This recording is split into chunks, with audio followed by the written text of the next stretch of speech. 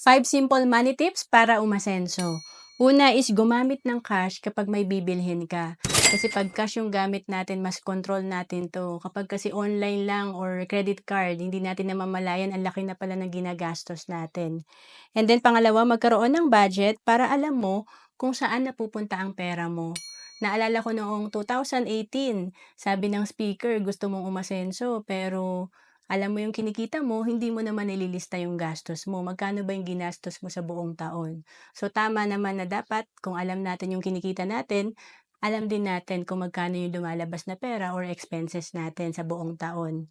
And then pangatlo, gawing priority ang pag-iipon.